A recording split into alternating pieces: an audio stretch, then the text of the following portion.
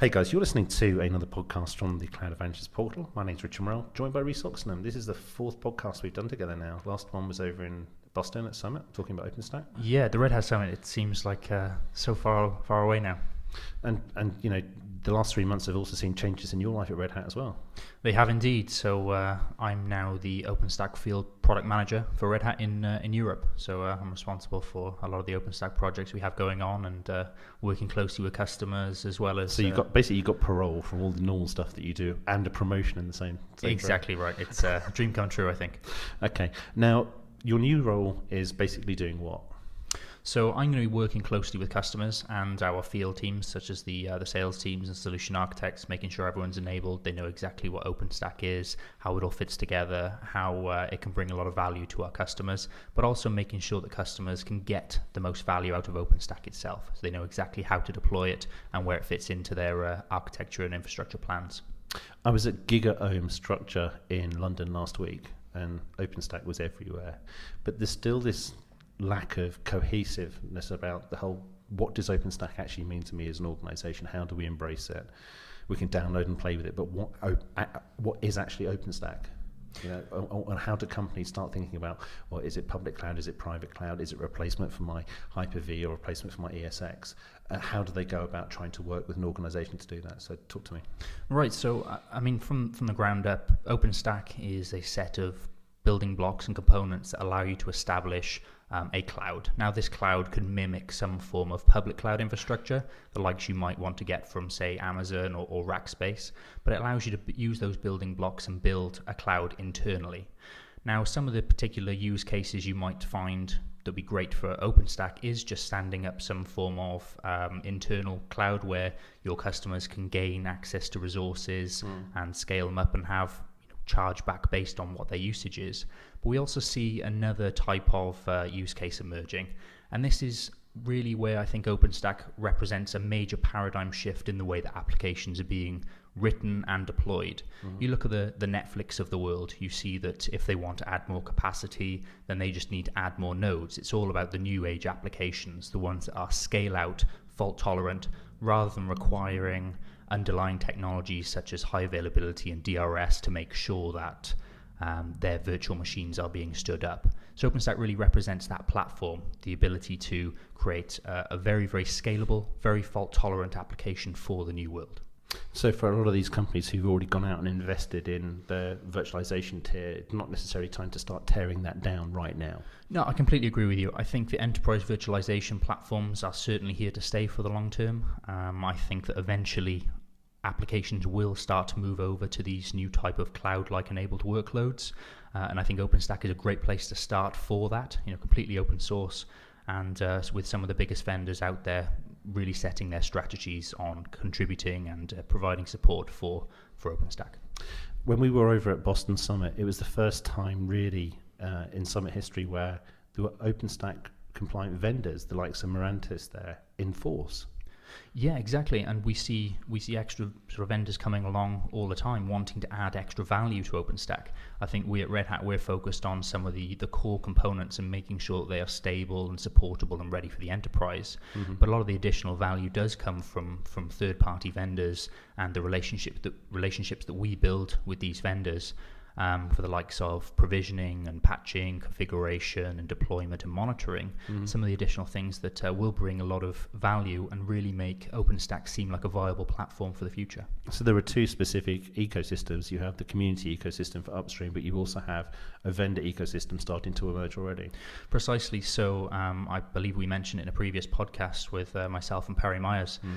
We were talking about the RDO community. So for those of you that are unaware, RDO is the upstream community for the Red Hat OpenStack distribution that we supported at Red Hat. And this is sort of a community-led project in which we really follow the bleeding edge OpenStack source code, provide Red Hat-based packages, and community support for that platform. And we're really seeing this community explode. You look at the ways that we're providing community support in terms of forums, IRC support, and the numbers of people are really getting interested in this, and actually having a Red Hat based alternative for OpenStack is really interesting. Earlier on this month, of course, there was the install weekend or the install day. It was the 10th or the 11th earlier on this month. How did that go?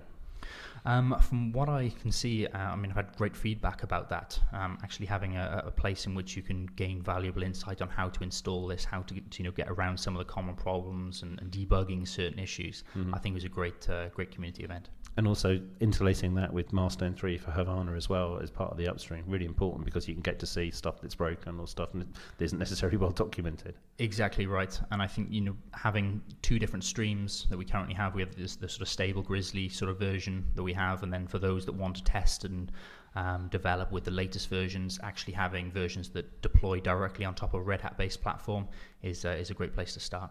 There's been a couple of analyst articles recently which have really sort of not necessarily pulled scorn, but certainly been quite confused about what Red Hat stance is around Red Hat Openstack. I mean, Red Hat Openstack essentially is a supported flavor of Openstack for those enterprise companies who are used to the fact that they've been using us for enterprise Linux for the last decade. Sure. It's not rocket science by any stretch of the imagination, while RDO at least allows us to keep the upstream goodness in a way that people can consume it in an easy manner without having to just go and download a tarball. Yeah, exactly. So, it comes as no surprise where OpenStack sort of came from. A lot of code was originally developed for Ubuntu-based platforms. And when it comes to the enterprise, a lot of our customers, they're interested in OpenStack. And I think with us providing RDO as an on-ramp to individuals and organizations that may want to test out OpenStack and test OpenStack that will work directly on top of their existing common platform where they've already got a lot of experience with, adds a lot of value to what we're doing with Red Hat OpenStack, because then they've got the path in which they may want to decide to deploy in some form of production environment. They can do so with Red Hat OpenStack. Now, we've got a lot of people within Red Hat in the engineering team who are very, very closely involved and passionate about OpenStack. You've got the Russell Bryans of this world, the Steve Hardys, the Mark McLaughlins, etc., etc. They seem to be growing the number of commits on a weekly basis. These guys are, they're proving their worth by adding these components. What have Red Hat actually brought to the table as part of OpenStack as we move forward? I think that Red Hat brings a lot to OpenStack that is really sort of needed. OpenStack for the past few years has really been a community-led project.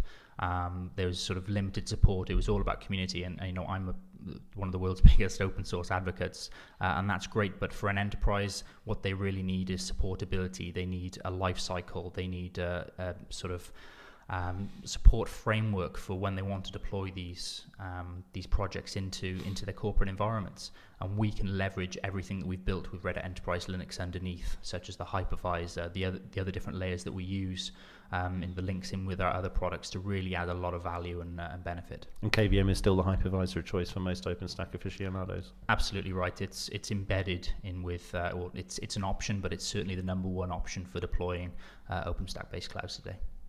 VMware must be nervous. Yes, I'm not sure how to comment on that, but certainly I think that with a lot of the big industry vendors out there getting on board with OpenStack, I think it shows that there's certainly some concern, and I think that they know they have to be involved with OpenStack in some way, shape, or form for them to potentially stay relevant in the future. I think we can probably make a statement when we say that as much as being able to get under the hood with Linux back in the day, the fact that the source code was there, the source code and the community are there for OpenStack in the same way you can actually get to grips with what cloud actually is. Yeah, the community behind OpenStack is absolutely phenomenal. I've been following OpenStack and the community for a number of years, and just seeing the numbers growing, people who are involved, people who are interested, the organizations and the customers that we speak to that really want to be on board, they want to get involved and even contribute back. So if OpenStack doesn't necessarily have something that a particular customer wants today, it's just so easy for them to come on board, look at the code, make additions, and joining up with a vendor such as Red Hat, we can help drive that into the community and make sure it ends up in the project. And with the OpenStack Foundation, it really does work. Egos are checked in at the door. People are just rolling their sleeves up and getting on with it. And I really had my doubts when the OpenStack Foundation kicked off. I thought people were just racking up, basically, in order to say HP would have a say, Red Hat would have a say, NASA would have a say, whoever. But it's not. No, it seems to be very vendor agnostic. They're actually wanting to push the project in the right direction and make sure that the best interests of the community are kept as a number one priority.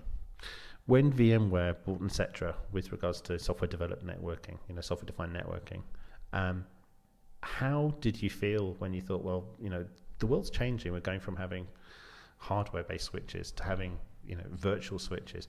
It's a complete paradigm shift, isn't it? It is absolutely right, and handing over some of the control of the networking topology to the end users and the tenants of a particular cloud, I think is extremely powerful, removes a lot of overhead from the administrator's point of view, and I think it's definitely the way that the world needs to go. But when they acquired them, I couldn't quite understand it because they'd already open sourced a lot of this stuff into OpenStack. The code was already there, and it just seems that Quantum and other projects around SDN, they're really starting to run at 200 miles an hour, and we're starting to see the benefit of those upstream in Havana, but also as OpenStack moves forward. And a lot of the projects that Red Hat involved with Heat, Solometer, Keystone, etc., it's allowing the OpenStack community to get the best experience from a vendor such as Red Hat, a vendor such as HP, a vendor such as Canonical, in order for them to embrace cloud. And that's not really been done before. It's almost like VMware is the last proprietary technology in the data center. Now it's open. You can see what's going on. There's no secrets. But more than that, the ability for you to understand what you're doing with your own cloud and your own ambition, that's huge. Completely agree with you. Okay. Storage. Talk to me about storage. So when we talk about storage with OpenStack, I think storage is certainly an essential component, one way, shape or form. We have at Red Hat a product called Red Hat Storage based on the Gluster file system, which is the upstream project. Now, we've been integrating this with Red Hat OpenStack for the past few months. So there's a number of different ways that an OpenStack environment can use storage, and we really want to be plugging into all of them, providing you with a single platform that is completely replicated, can plug into Swift for your object store, can backup and replicate all of your images in Glance, can provide an area for Nova ephemeral storage to be running on, and it can help enable things like live migration. And you can also provision persistent storage via Cinder. So we have drivers and the ability to plug in Red Hat storage via the Gluster file system driver throughout all of these various different technologies. And that's transparent. It is, absolutely, yeah. And I think that's completely powerful. Ceph have made massive steps with the OpenStack community, but this is the first time Cluster's really had a block storage solution, isn't it? It is, yeah, and I think actually having that deep integration with Red Hat OpenStack and actually having a supported stack from a single vendor adds a lot of value as well. Okay. Rhys, it's been great having you on the podcast. Thanks very much for taking the time to do it, and congratulations on your new role. Thank you very much, and thanks for having me.